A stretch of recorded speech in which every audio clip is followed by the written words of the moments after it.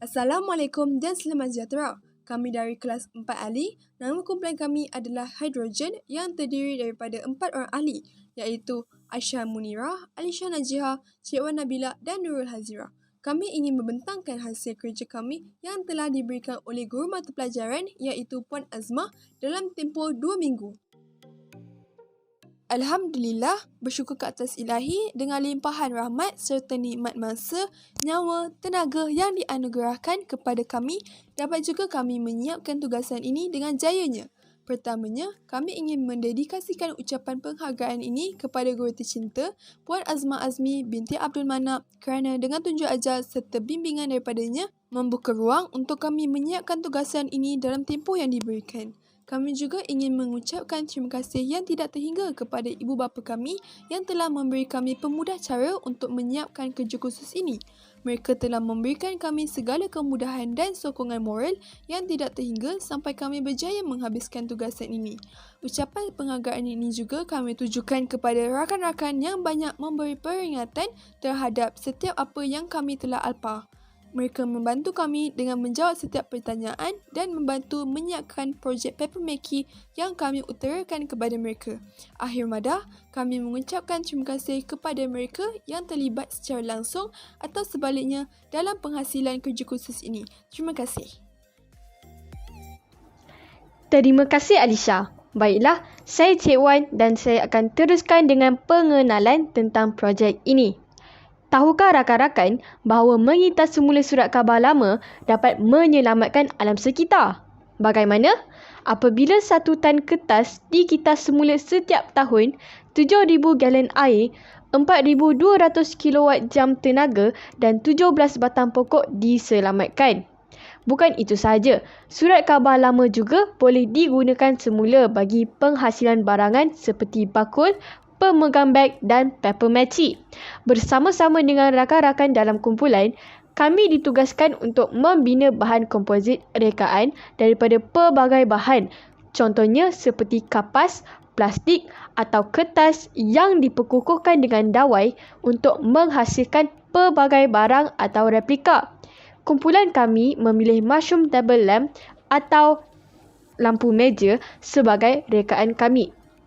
Dengan projek ini, objektif kami bukanlah hanya untuk kami tetapi bagi semua orang memahami dan menghayati kepentingan penggunaan bahan komposit dan sifatnya dalam kehidupan seharian.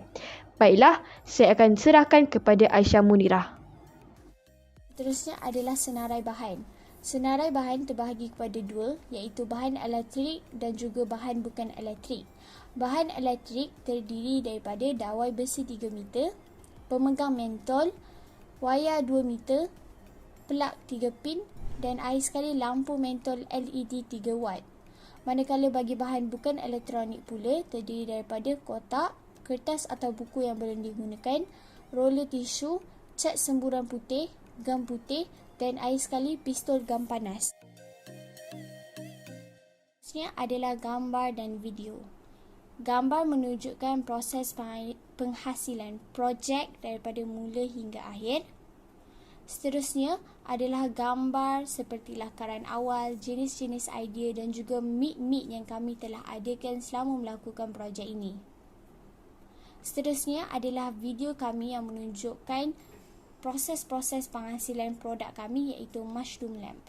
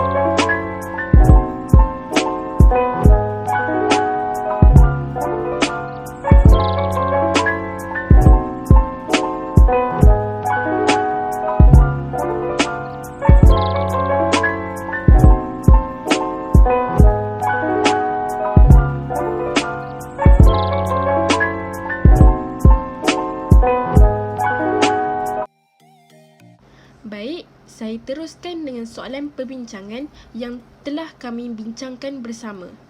Yang pertama, beri definisi bahan kompozit. Bahan kompozit merupakan bahan yang terdiri daripada gabungan dua atau lebih bahan yang bukan homogen, iaitu bahan matriks dan bahan pengukuhan. Bahan matriks berfungsi untuk mengelilingi dan mengikat bahan pengukuhan bersama. Yang kedua, nyatakan satu contoh bahan kompozit dan komposisinya. Satu contoh bahan kompozit ialah konkrit dipekukuhkan.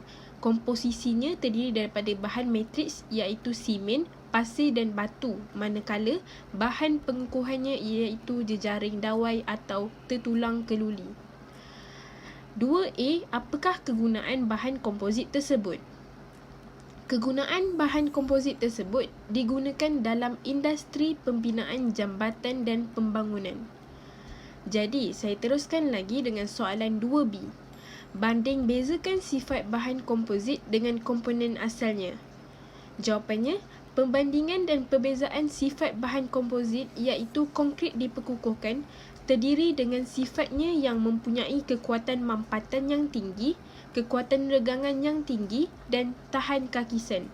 Seterusnya, komponen asal iaitu konkrit yang bersifat sama dengan konkrit dipekukuhkan. Manakala tertulang keluli atau jejaring dawai mempunyai sifat yang sama dengan konkrit dan konkrit dipekukuhkan iaitu kekuatan mampatan tinggi tetapi ia juga bersifat mudah karat. Kemudiannya, saya teruskan lagi dengan soalan 3A. Pada masa kini, bahan kompozit digunakan secara meluas dalam industri seperti bangunan, infrastruktur, kapal, kenderaan, mesin dan banyak lagi. Sekiranya anda seorang jurutera, pilih satu contoh bahan kompozit.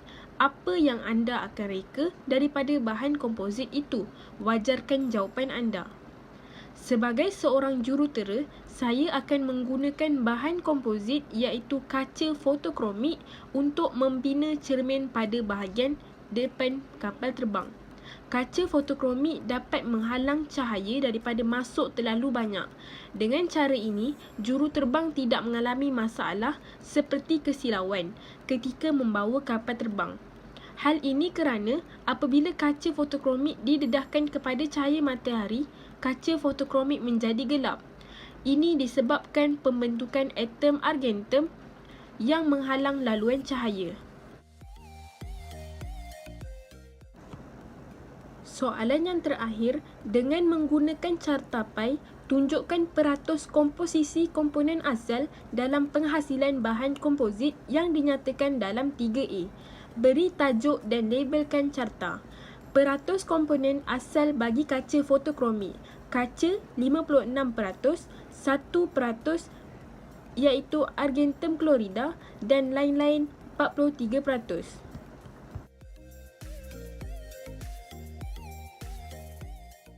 Lanjutan daripada itu, saya akan teruskan lagi dengan perbelanjaan yang dibelanjakan oleh kami untuk projek model mushroom lamp ini.